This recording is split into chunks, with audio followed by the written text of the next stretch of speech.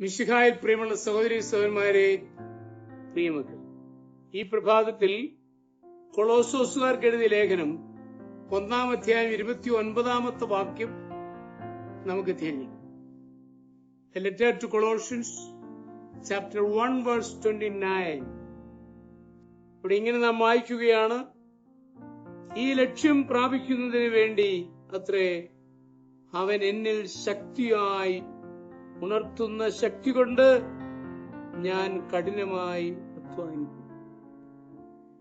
പ്രിയമുള്ള സഹോദരങ്ങളെ, വിശുദ്ധ പൗലോസ് തന്റെ ജീവിതകാലത്ത് മറ്റാർക്കും സാധിക്കാത്ത വിധത്തിൽ വളരെ കാര്യങ്ങൾ ചെയ്തു തീർത്തു.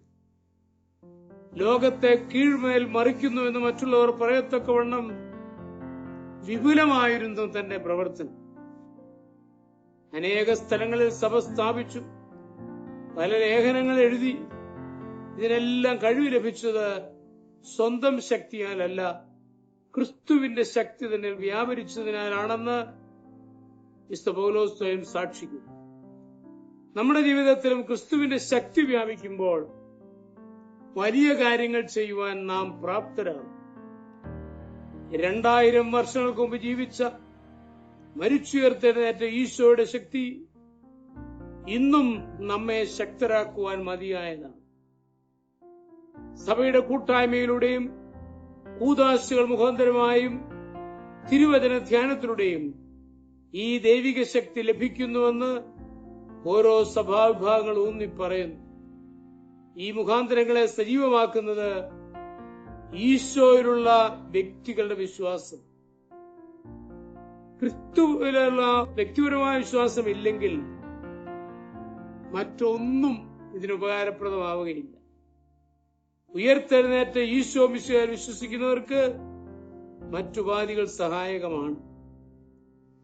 ഈശോ സമീപത്തുണ്ട് എന്ന് വിശ്വസിക്കുകയും ആ തിരുവചനം ധ്യാനിക്കുകയും കൂട്ടായ്മയിൽ ജീവിക്കുകയും ചെയ്യുമ്പോൾ തീർച്ചയായിട്ടും കർത്താവിന്റെ ശക്തി നമ്മളിൽ വ്യാപിക്കും. ഈശോ മിശിഹായുള്ള കൂട്ടായ്മ നമ്മെ നമ്മുടേതല്ലാത്ത കഴിവുകൾക്ക് ഉടമയാണ്. ഈശോയോടുള്ള കൂട്ടായ്മയാണ് ഏറ്റവും പ്രധാനപ്പെട്ടത്. അങ്ങനെ ആ കൂട്ടായ്മയിൽ നാം ജീവിക്കുകയാണെങ്കിൽ നമുക്ക് അസാധ്യമായ കാര്യങ്ങൾ എല്ലാം ദൈവത്തിന് സാധ്യമാണല്ലോ.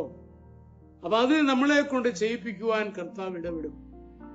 അതുകൊണ്ട് ആഴമായ വിശ്വാസം പ്രത്യേകമായിട്ടും ആ ഉയർത്തെഴുന്നേറ്റ ക്രിസ്തുവിൽ ഉണ്ടാവുക, ആ ക്രിസ്തുവിനോട് കൂടി ആയിരിക്കുക എന്നത് പ്രധാനപ്പെട്ടതാണ്. അങ്ങനെ എല്ലാവർക്കും സാധിക്കട്ടെ എന്ന് ആശംസിക്കുന്നു.